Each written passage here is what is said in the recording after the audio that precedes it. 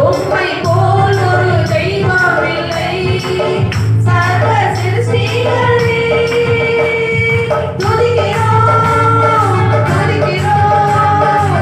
ஒன்றாக கூடி துதிக்கிறோம். அல்லேலூயா துதிக்கிறோம், துதிக்கிறோம். ஒன்றாக கூடி துதிக்கிறோம். பரலோகமே உம்மை துதிப்பதா.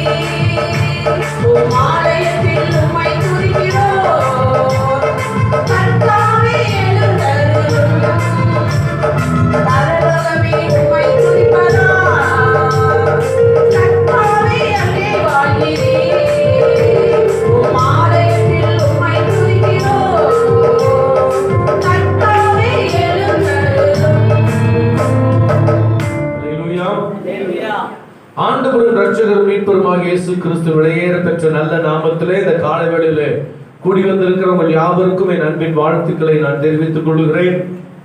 யூடியூப் வாயிலாக இதை பார்க்கிற பிள்ளைகளுக்கும் இயேசுவின் நாமத்திலே வாழ்த்துதல் தெரிவித்துக் கொள்கிறேன். யோசுவாவின் புஸ்தகம் 3வது அதிகாரம் 7வது வசனத்தை வாசிக்க கேட்கலாம். யோசுவா 3வது அதிகாரம் 7வது வசனத்தை. கர்த்தர் யோசுவாவை நோக்கி, கர்த்தர் யோசுவாவை நோக்கி, நான் மோசேயோடு இருந்தது போல உன்னோடும் இருக்கிறேன் என்பதை இஸ்ரவேலர் எல்லாரும் அறியும்படிக்கு இன்று அவர்கள் கண்களுக்கு முன்பாக உன்னை மேன்மைப்படுத்துவேன். ஆமென் சொல்லலாமா? ஆமென் சொல்லலாமா? அல்லேலூயா. சத்தமா சொல்லுங்களேன், அல்லேலூயா. மோசேக்கு சொன்ன வார்த்தையை யோசுவாவாகிய அவனுடைய வேலைக்காரனாகிய யோசுவாவுக்கு தேவன் கொடுத்த ஒரு அற்புதமான வார்த்தை தான் ஆண்டவர் நம்முடைய திருச்சபைக்கு வாக்குத்தத்தமாக அதை தருகிறார்.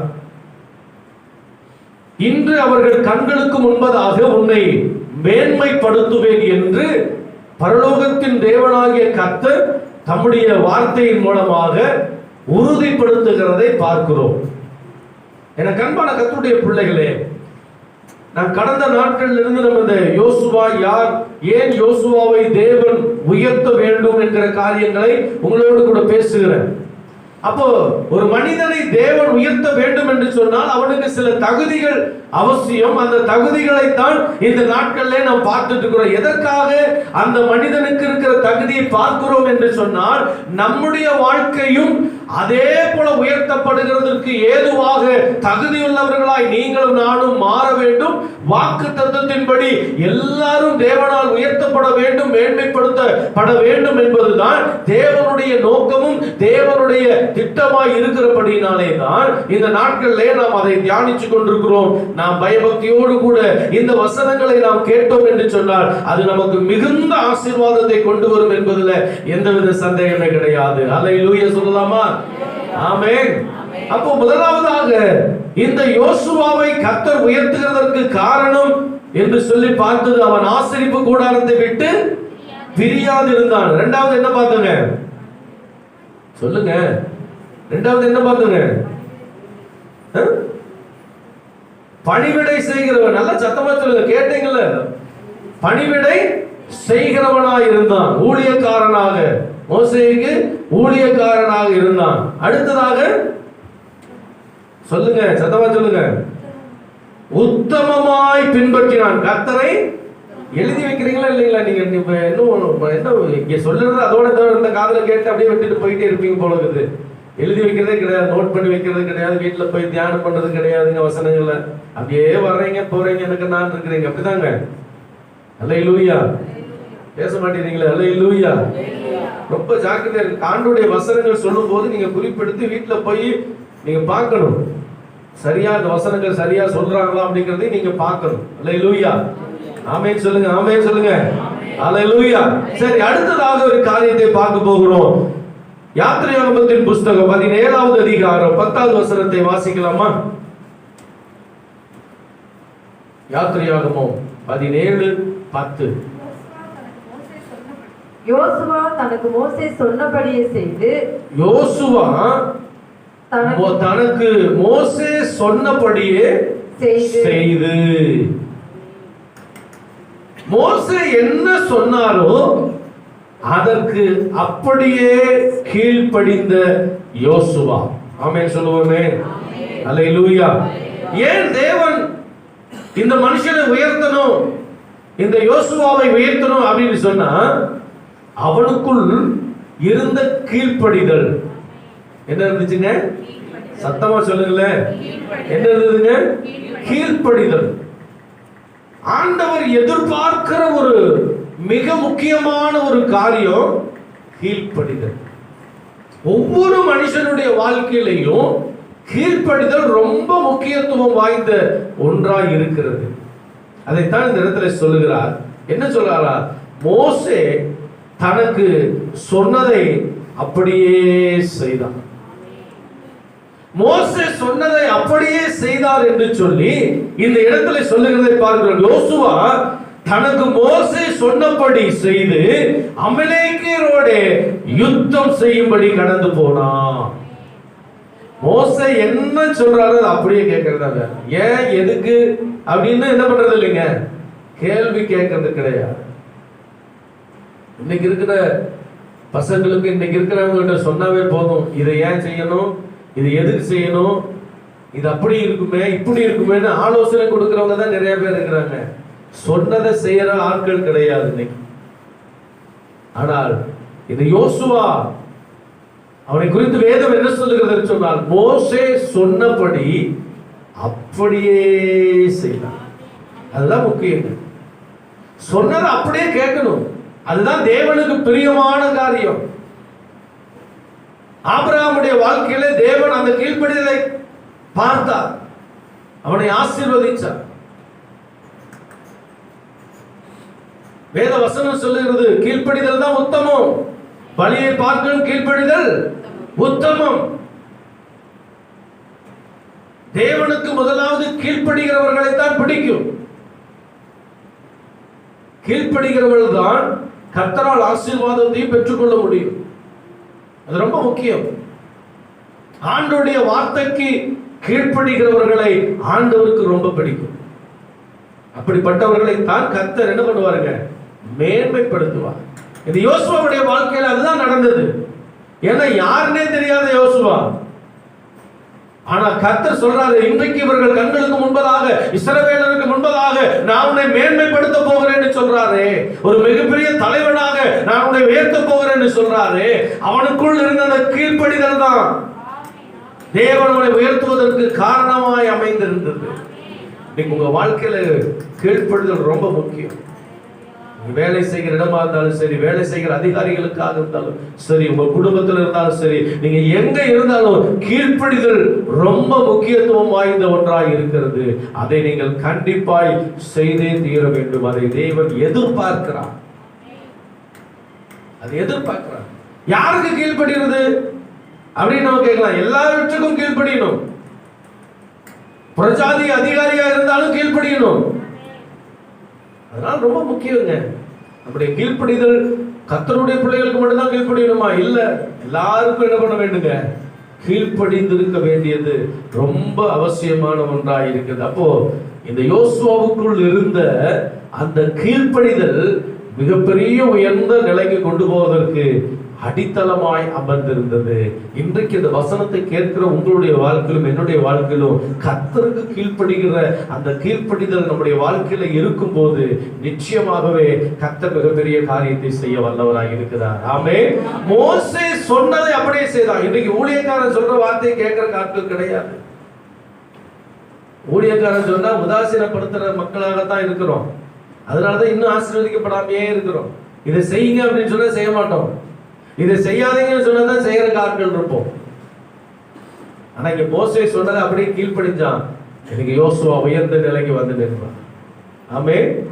ஊழியக்காரருடைய வார்த்தைக்கு உங்கள் வாழ்க்கையில என்றைக்கு கீழ்ப்படுகிறீங்களோ அன்றைக்கு உங்க வாழ்க்கையில மேன்மை இருக்கிறது, உயர்வு இருக்கிறது என்பதை நீங்கள் மறந்து போய்விடக் கூடாது. ஆமென் சொல்லுவீங்களா? ஆமென் சொல்லுவீங்களா? அல்லேலூயா. ஜெபிங்கன்னு சொன்னா ஜெபிக்கணும். கர்த்தருடைய ஆலயத்துக்கு வாங்கன்னு சொன்னா வரணும். என்ன செய்ய சொல்றாங்களோ அதை அப்படியே கீழ்ப்படியணும். நீங்க அதான் செய்யறாரு. மோசே சொன்னதை அப்படியே கீழ்ப்படிகிறான். மோசே சொல்றத அப்படியே கீழ்ப்படிகிறான். எவ்வளவு ஒரு உத்தமமான ஒரு காரியம் அப்படிங்கறத நினைச்சு பாருங்க. குதின்னு சொன்னா குதிச்சிடணும். அதுதான் அந்த கீழ்ப்படிதல் தான். அந்த கீழ்ப்படிதல் உள்ளத்தை தான் கர்த்தர் பார்ப்பாருங்க. எப்படிப்பட்ட இருதயம் நமக்குள்ள இருக்குது அப்படிங்கறத, எப்படிப்பட்ட உணர்வு நமக்குள்ள இருக்கிறது என்பதை கர்த்தர் பார்க்கிறார்.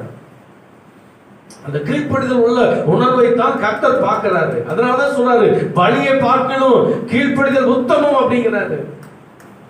நீ கொண்டு வர்ற காணிக்கைகள், நீ செலுத்துகிற பலிகளை பார்க்கலும் நீ கீழ்ப்படுகிறாய் என்று சொன்னால் அது உத்தமமாய் இருக்கவும் அப்படின்னு ஆண்டவர் விரும்புகிறார். ஒவ்வொரு மனிதனுடைய வாழ்க்கையிலும் கீழ்ப்படிதல் ஒரு மிகுந்த உயர்ந்த ஸ்தானத்துக்கு கொண்டு போய் உங்களை நிறுத்தும் என்பதை நீங்கள் மறந்து விடவே கூடாது. ஆமென் சொல்லுவோமா? அல்லேலூயா சொல்லலாமா? அல்லேலூயா. அப்ப கர்த்தருடைய வார்த்தைக்கு கீழ்ப்படியணும். கர்த்தருடைய ஊழியக்காரனாகிய மோசேக்கு அவன் கீழ்ப்படிந்து போல உங்கள் ஊழியக்காரருக்கு எல்லாவற்றிலும் நீங்கள் கீழ்ப்படிந்து இருக்கிறவர்களாக இருப்பீர்கள் என்று சொன்னால் கர்த்தர் உங்கள் வாழ்க்கையில உங்களை உயர்ந்த ஸ்தானத்திற்கு, உயர்ந்த மேன்மைக்கு உங்களை கொண்டு போய் நிறுத்துவதற்கு அவர் போதுமானவராக இருக்கிறார். அல்லேலூயா.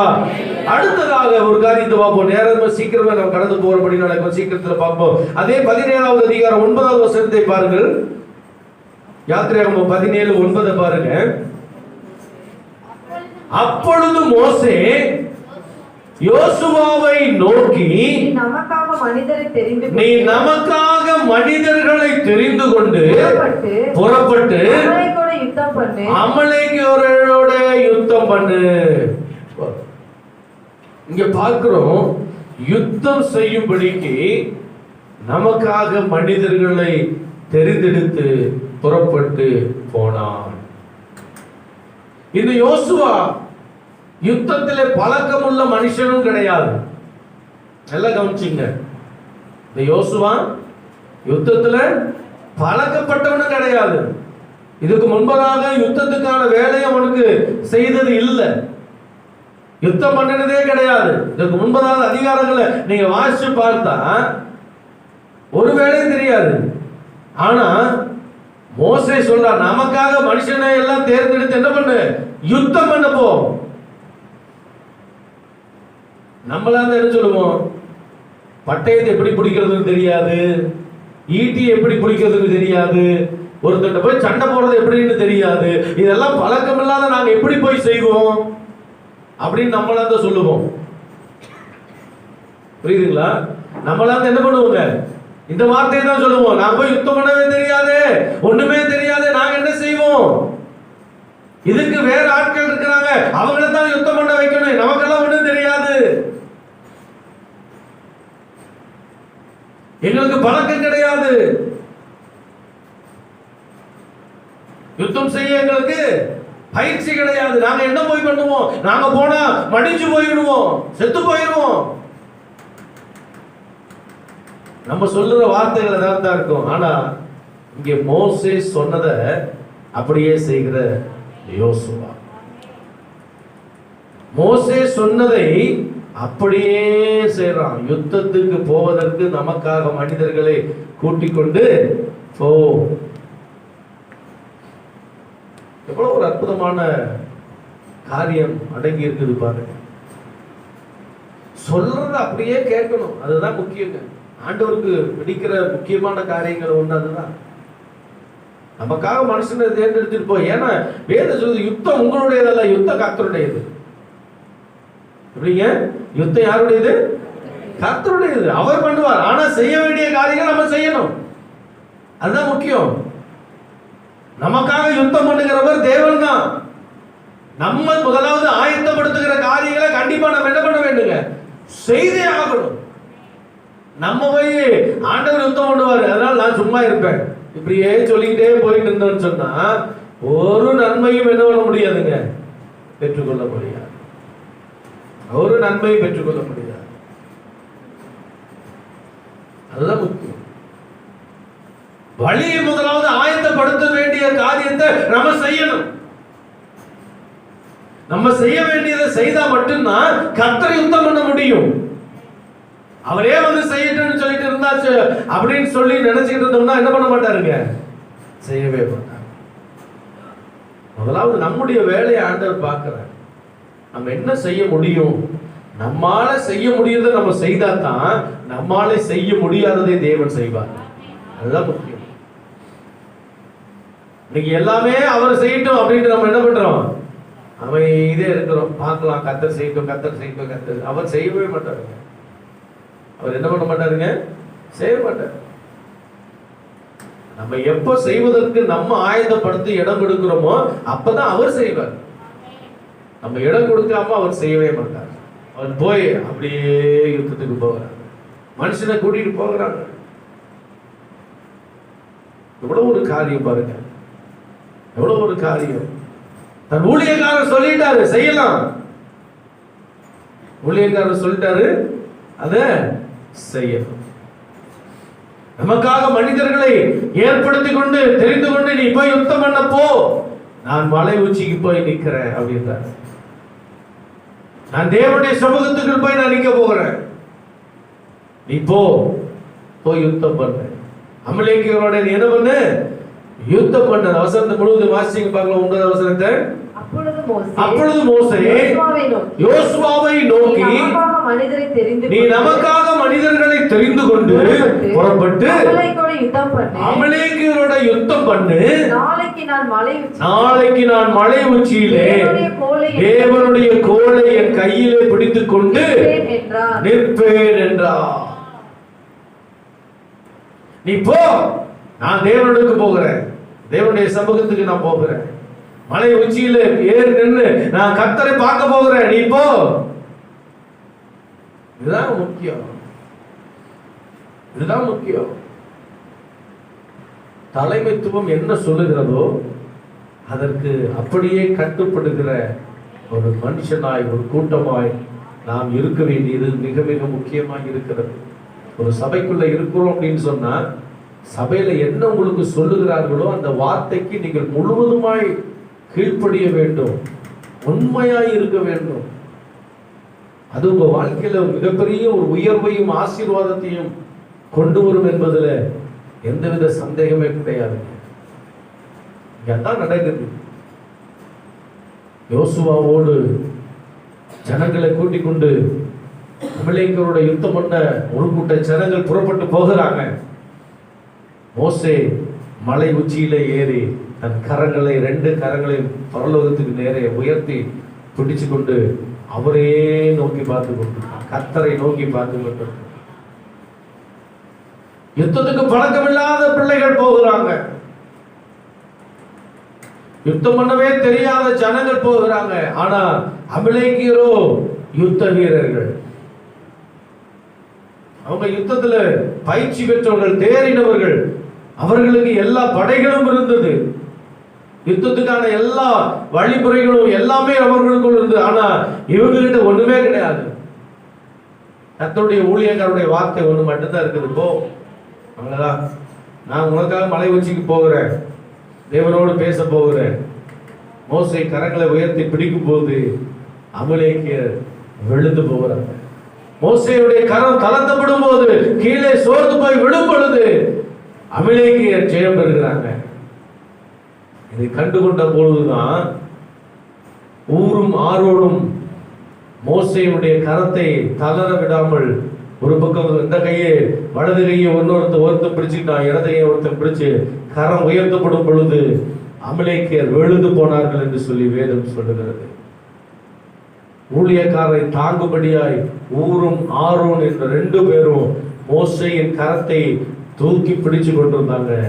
அமலேக்கியர் எல்லாரையும் மடிநடுங்க செய்து ஜெயத்தை பெற்றுக்கொண்டு மோசே யோசுவாவுக்கு கற்பிச்ச எல்லா காரியங்களையும் செய்து கடந்து வந்தாங்க என்று சொல்லி வேத வசனம் சொல்லுகிறது. சாக்கு போக்குகள் சொல்லாம சொல்லுகிற வேலையை சரியாய் செய்கிறதற்கு, முனைப்போடு செயல்படுவதற்கு உங்களை நீங்கள் ஒப்பு கொடுக்கும் பொழுது கர்த்தர் உங்களுக்காக எல்லாவற்றையும் செய்து முடிக்க அவர் வல்லவராய் இறங்கி வருவார். அல்லேலூயா சொல்லலாமா? அல்லேலூயா. அப்ப என்றைக்கு நம்ம முதலாவது அடி எடுத்து வைக்கிறோமோ கர்த்தர் அடுத்தடுத்த இந்த காரியங்களை நமக்கு வாய்க்கப்படுவதற்கு அவர் இறங்கி வருவார். நமக்கு முடிஞ்சதை செய்தோம்னா முடியாததை பரலோகத்தின் தேவன் இறங்கி வந்து எல்லாவற்றையும் செய்வதற்கு அவர் உண்மையும் நீதியும் உள்ள தேவனாய் இருக்கிறார் என்பதை நாம் அறிந்து கொள்ள வேண்டிய உண்மையாக இருக்கிறது.